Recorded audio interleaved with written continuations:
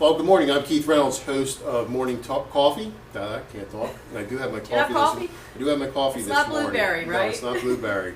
And I want to welcome my co-host, Charlene Chamberlain. Char, good morning. Good morning. How are you? I'm doing good. I'm actually got my coffee again. Good. Drinking tea so the other things day, will be back to normal, hopefully? Yes, everything's back to normal, feeling just right. So well, that's great. So what we got going on this morning, Char? We have a very special guest this morning. This is Brad Tornberg, and he is an entrepreneur, and he is also the principal of E3 Consulting Partners. Welcome to Morning Coffee, Brad. It's nice to have you on the show. Good morning. Thank you for having me. Good morning. Good morning. Brad just released a brand new book called Business Fitness Revolution.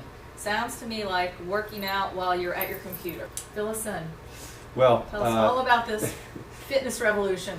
Business fitness revolution. If you look at the human body, when you go to a doctor or a chiropractor, tells you that if all of your systems are functioning at 100%, you're in total health.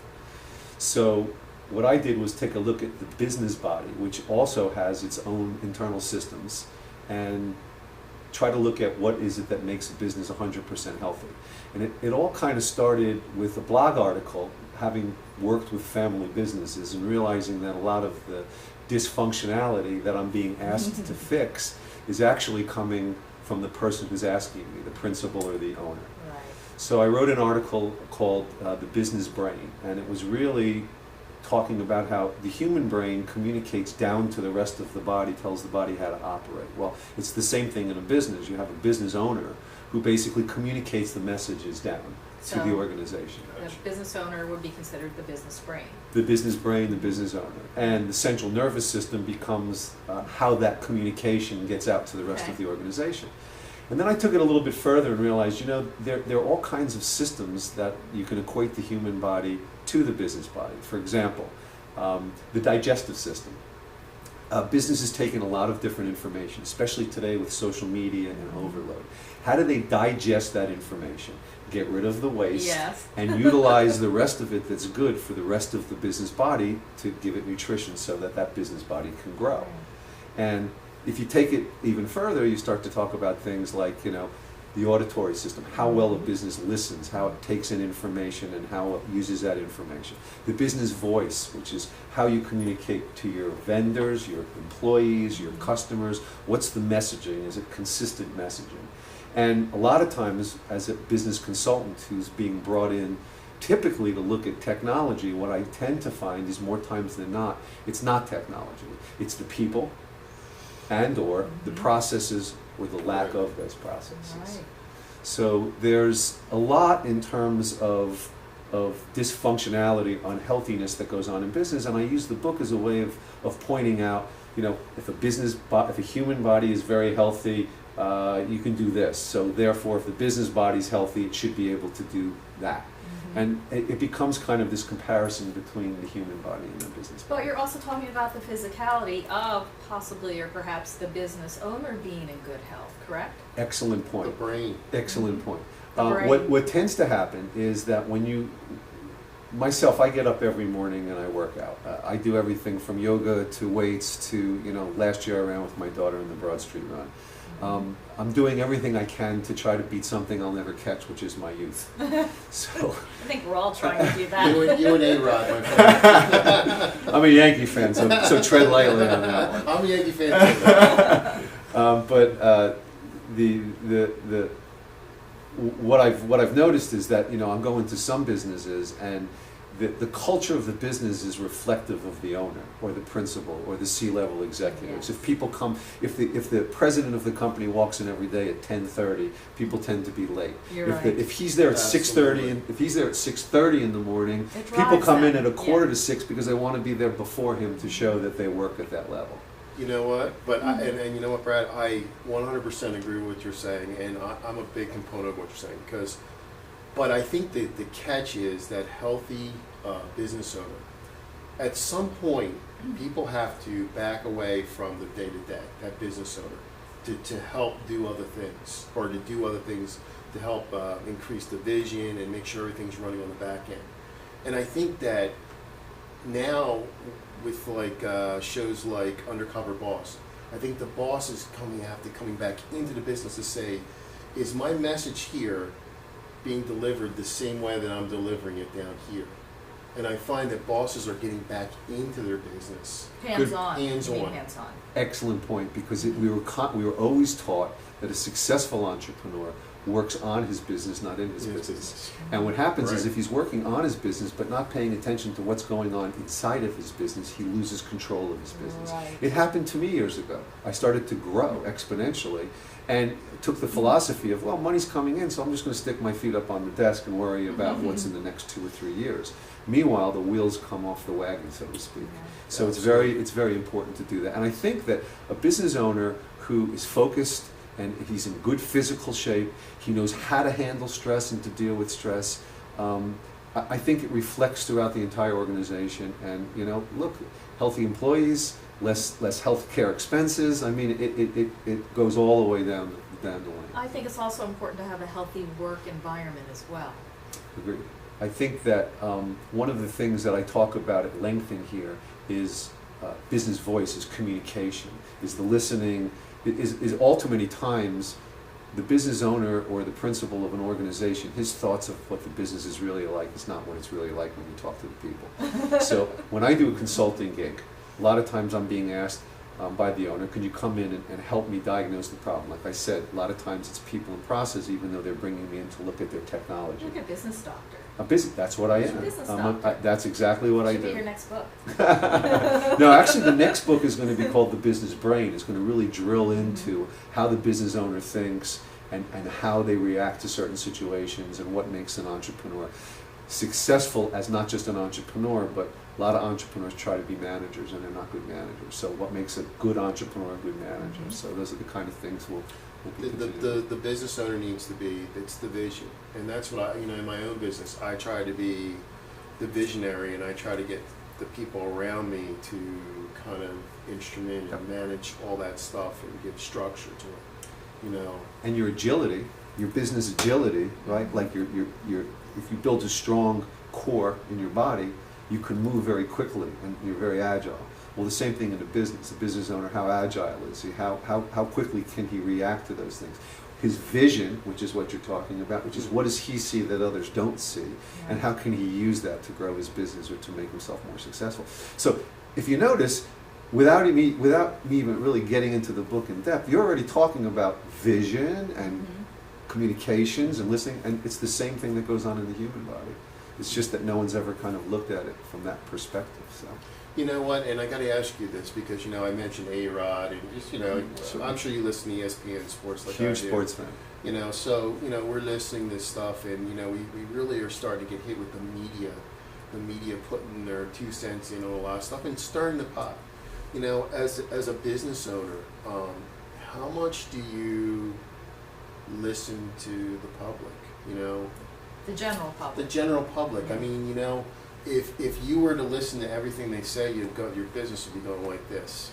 Yeah. You know what I mean? Well, Like marketing trends. How do you? I guess my question is like, how do you know what's good information, or is it just all based off the vision? It's interesting, but the next great app is going to be the app that takes all of the information that's out there and it listens to it. Here's the best way to do it, and this is what I tell my clients. There's a couple of key words, there's a couple of key things that you are looking for, whether it's your competitors or it's your customers. If you identify what those keywords are, there are tools that are out there that will allow you to look for things in that social media space and pull them down to you in a summarized format. So it's listening. It's called social listening. So if I'm interested in anything having to do with project management, if I put that keyword in and I follow that keyword, Google has alerts, there's other tools that are out there. And what happens is every day I get a summary of what that information is. And I try to use that information as a way of helping me kind of see what the industries are doing. Industry-specific websites, industry-specific blogs, things that are kind of within your space or within your customer space that you want to know. People always say to me, they say, well, why do I need that? Why do I need social media? I said, because if you don't look at social media, your competitors are. Yes. They're learning about your customers, they're learning about trends in your industry, and now they have a competitive advantage over you. So do you want to be behind them? No, you want to be ahead of them. You know what? I agree with you, 100%. But there's a few things that I think that people need to understand about social media. I believe it's a necessary evil in our business world, but I think people are misreading. A lot of business owners are misreading what it is. For instance, Facebook. If you have 30,000 followers or likes, friends, Right. whatever, people feel that, They're hey, I'm successful. doing good, Yeah. and I don't think that's always necessarily true. Just because you have A high number. like busy noise going on. Great.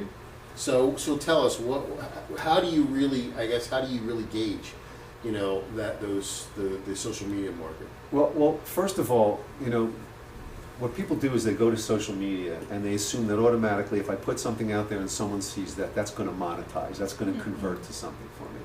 It really depends on what your goal is in social media, because depending on the type of business you are, you could have different end games. As a business owner, I want to know how I can monetize it. So for me, the whole purpose of social media is to build an audience. See, the way an audience works is I continually market out to that audience. I inform them and educate them about the things that I do. Today's society is different. People don't want to be sold to. People will buy when they're ready to buy. Your trick in social media is to be in front of them and be relevant at the time that they're ready to buy. If you're there too much in front of them, think about this, right? You find an email, you find a video you like, you opt into it, what happens? You get bombarded for the next 3 months to the Right. point that you opt out because the guy is polluting your inbox, right? Now what happens is if you get a video from that same person and you're interested in it, but they never contact you again, well, they're not really relevant because they're not in front of you enough. So there's a fine line between being in front too much versus being in front not enough. The next step is, if I have that audience, what am I trying to get that audience to do? How do I motivate? What's the call to action? Right. So to me, I utilize social media as a way of generating people to get a call to action, whether it's an opt-in for a white paper. Let's face it, the way the world works today is people need to know you, like you, and trust you before they try your product, buy your product, repeat that process, and refer you to other people. Right? Right. And that is the new paradigm that you have in marketing and selling today. The problem I find also with social media, and I can say this with a smile on my face because I have 3 children who are in that phase, is that it's not the be-all, end-all. No. It's one leg of a multi-leg Right. way of doing things. If public relations and classical advertising work, you've seen now a lot of people where they'll send you to social media to get a code Yes, from or a television coupon. commercial. They're trying to mix mode types of, Right. of media platforms that are there. So what they tell you to do today, right, is what? Same message, multiple mediums. Yes. That kind of Right. thing as well. And consistency. So- I think it's educating It is a is. big part. It is, and the thing is what's the information you're putting up there? No offense, but I don't want to see your dog. I don't want to see your dog, and I love children. I have a grandchild. I love them too, but you know what, to me, and if that's what Facebook is for as a platform, which is what it really is, more of a social platform, then if I'm looking to get business and I'm looking to curate content and I'm looking to generate followers, then I would do another platform like LinkedIn. What's the most important thing to know about social media is it's not how many people you have signed up for your social media site, but how many of those people are influencers or authorities And their connections, and their right? connections, because that's what Google will reward today. If you look at Google, you rank higher depending on the people who are also authorities who you're connected to. So that's the trick. But do you think that, you brought up content? I mean, okay, I look at it and I say that, I think there also, a lot of business owners are following the pattern of, actors, musicians, artists, because you look at a Miley Cyrus. I think her publicist told her to act that way. I think Justin Bieber, a little bit, his publicist told him to act that way. And it's backfired, to me, it's backfired on both of them, where Justin Bieber's probably not allowed in a lot of places. They don't Right. want to bother with But him. it doesn't matter because his It's- end game it's is to sell publicity. records. That's right. And It's that's PR. and that's exactly what it is. But so okay, now you're not an artist, you're not any of that. You're, selling You're not, donuts. yeah, you're not a public What figure. what makes someone jump out and say, I want their donut? Well, it's interesting because you're talking about how do you stand out with all of the noise that's Yeah. out there. How Yeah. do you stand out? And there is a lot of noise. And There's a lot of noise. There is a lot of noise. What I have found is that people like free things. Yes, they do. People like to be involved in things. Like, for example, selfies. Yes. Selfies gain a lot of following. Today, the most popular way to get anyone to opt into something you do is to either do video, radio, print. It's becoming more of, Yeah. we're becoming less of a reading society and more of a Oh, visual society absolutely. than what we do. Yeah. So pictures, graphics, giveaways, things like that, they tend to work. But remember something, nobody wants your junk unless your junk is relevant to what it is that they're doing. So Yeah. what Facebook and these other places allow you to do is kind of target who you're going after. Same Yeah. thing with LinkedIn and some of the Yes. other things. So again, traditional marketing is not dead. What's your differentiator? Who's your Right. target audience? If you can establish those two pieces, then social media becomes easy because you know who to go after, you know what message to target, Yes. you know what to say and who to say it to. You're right. You know what? So for all my buddies sending me all those things on Facebook about the naked girls, stop. I'm opposed by it and I will not follow them. Wink, wink. Friends, you can still send me the cat pictures. on the way. Absolutely. But you know, it's funny because that's what, and you know what? Facebook is allowing it to happen, but because I think that, you know, a Facebook post is probably higher than a YouTube video right now as far as like getting the hits on it. Well, but from a Google perspective, realize that Google owns YouTube. That's Yes. right. That's So right. anything you do, it's a world of nepotism. So you need to be on Google Plus, Google Yes. Places. You need to have your local business. You know, I just set my website up again, and here I am. This is what I do for a living. And the woman who works for me, who's my head of marketing, turns to me and says, "Well, why do we have a local page on our last page? Because we're really a regional, national company." And the web designer, who's also a Duct marketing person who I work with, said to me, "Well, you want to be able to dominate in your local market. In order to Absolutely. do that, you actually have to have that page there. So while you think it's penalizing you, it's not. Google No. looks at that because it's a Google Places. They see that you're on Google Plus. They see that you have YouTube videos, and therefore you're relevant in terms of Google, and that's where you want to be. Unless, of course, you don't want to, spend that kind of money. You can do the same thing on a lower network like a Bing. Right. Right. You don't have to be the top page of Google. Right. You could be the top page of Bing and probably generate just as much business. But you know what? I think it's it's funny you say that because I think though that it's the local market that you're trying to capture is what puts that in your head as far as not being relevant. Because if, people come on our show and we talk about advertising and they're like, well, looking at your demographics, you're in New York and everything, but I'm here in South Jersey. What is that good for me? It still doesn't stop the message from going out, and I No, think not at all. they look at it as like, wow, man, the signal goes all the way out to California. I don't sell in California. So what? It still goes through and goes out. You know what I mean? It's hard for them to capture all I that. know. But I want other people in the country to learn about me. Absolutely. That's how you get speaking engagements. That's how people invite you to 100%. things. That's how you so grow your business. That's how you grow your business. Yeah, Absolutely. that is how you, and you know what? Because you never know. That's why when people ask about things, like I said, hey, if a person in California is listening and they say, hey, I'll buy that, whatever your product service is from there, Absolutely. that's, the biggest compliment to me, and I say Absolutely. go for it. We've had some call-ins from California on the music show. Yeah. People were listening in and calling in and asking questions of some of the artists. You know what? I put on Susie Orman's show, and Oh, she's great. I love that stuff. I mean, anything that's of interest to me, I seek it out to find that Yeah. information about. If it's financial, I'm getting to the point where retirement is a thought. At some probably never. Yeah, I Having know. 3 kids and a grandson, so different day, different age. But I always seek out those topics well. And guess what?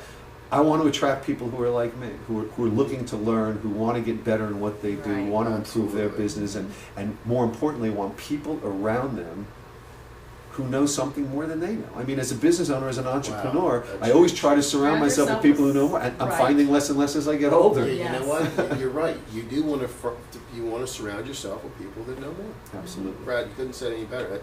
That's perfect. You know what? Let's take a quick commercial break. Okay. When we come back, I want to talk. I know you deal with businesses and everything.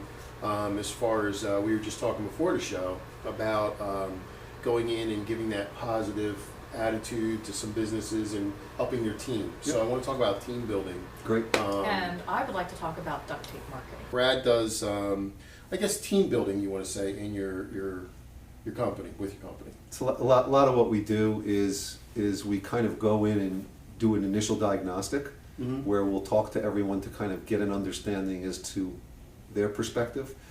You can sit for 3 hours with the business owner and he'll tell you everything that he thinks is wrong with the company, and then you go talk to the people and you hear very different things because they're the people who are down in the weeds.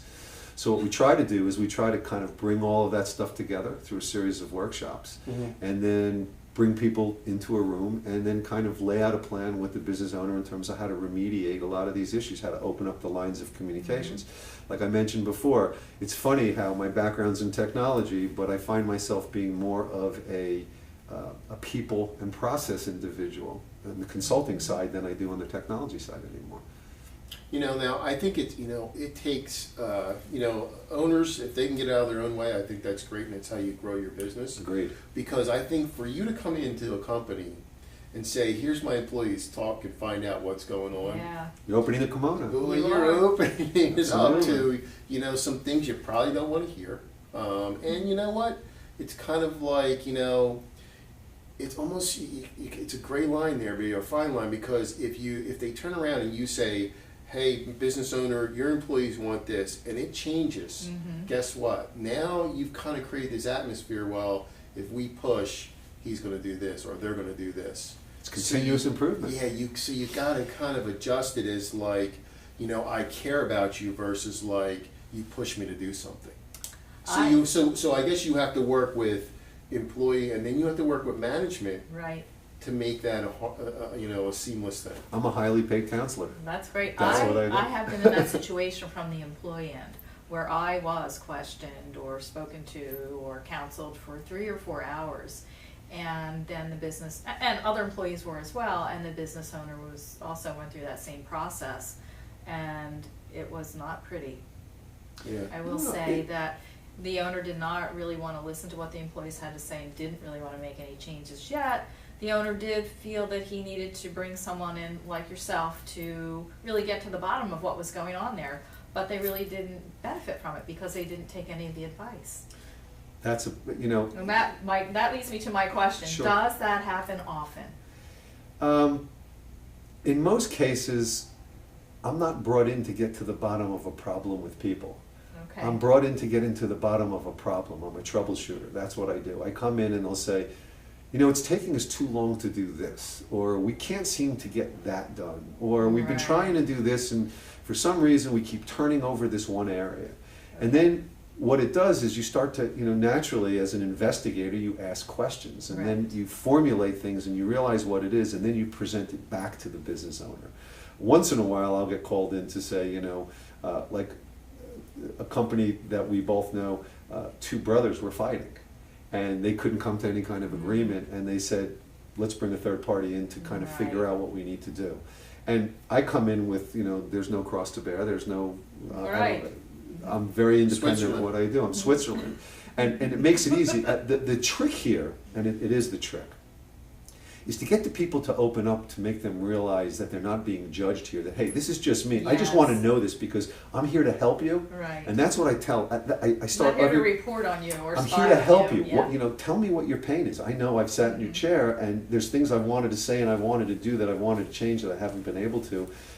I could be a great facilitator for you. And if I hear it more than once and I realize that it's valid. It's valid, then that even makes my point and my ability to work with the business owner in a much stronger way. And when a business owner says to me, who said that? I'll say, that's irrelevant. Yes. What really is important here is that you have this issue, and here's what I suggest that you do to remediate this. Because at the end of the day, it's about solving their problem. Yeah, now that's funny you said that too. I mean, do you feel that a lot of employees don't like to speak because of the They're afraid repercussion? they're going to lose their jobs. They don't know. I think they are. I think there's some bosses whose bark is much worse than their bite. Who just feel that, hey, you know what, I'd rather people know where I am at all times with them. And you know what, if you use something as simple as a disc test, you'll realize that different personalities react different ways to certain circumstances. Right. Me, I was born in the Bronx. The best way to deal with me is to get right in my face and yell at me. But there's other people that if you do that to them, you turn them completely off, they're gone. And you're never going to get them back because they're going to always live in fear of you. So you need to understand the type of persona that you're dealing with, the types of people that are in that group. Does the team make sense? Is there a dysfunctionality that exists within a department or in a group of people? I've been in other areas where, there's the fight that goes on is between two departments. The old days, sales and marketing, Oh, right? yes. Marketing I've been in that. marketing was interested in Yes. branding, but Uh-huh. sales wants leads. That's right. Well, you know what? So then how do we change the marketing department so that we still can do branding, and then maybe carve off Get some two new people business, who are yeah. there to do nothing but new business development? And then the business owner sees a light bulb goes on and says, I never thought about that. Now I know that's really exaggeration Right, of but- something, but you get the idea sure. of there is another way to skin a cat. Sorry, Right, I know that's you're Well, I like, think, okay. you know what, I think you need to bring a confession booth in with you. So I don't see anybody sitting on this side. Father Tornberg. We have sinned. This is what our sins are. It's either that or he's bringing a stethoscope. Very Brad, I good. have a question. I noticed that you sent some information over to us earlier in the day, and it said something about duct tape marketing. Yes. What is duct tape marketing? Well, it's worthy of a story first, because what happens is, here we are talking about content and the generation of content, right? And I knew I had to get into this a couple of years ago. And the funny thing is, being a technology guy who puts in CRM systems, I do a lot of CRM work. Okay. And when I do my job, the client says, this is great. Now can you show us how to use it? Right. And I'm like, okay, well, here's how you use it. No. We want to generate more business. So what I realized was that I needed to build a systematic way of teaching people marketing. And when I looked at that, I said, this is 6-7 years worth of work and about $80,000 to $100,000 worth of my time my if I'm gosh. going to do it myself. Right. So I went into the market and I started looking at programs that were out there. I looked at Michael Gerber has E-Myth, Dan Sullivan has The Strategic Coach, and I came across, someone gave me a book called Duct Tape Marketing.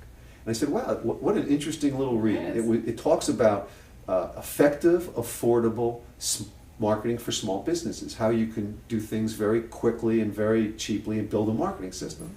And then from that book, I actually spoke to John and bought a licensing from him to use all of his content. Now John he talks with Guy Kawasaki, and he speaks all over the country, all over the world.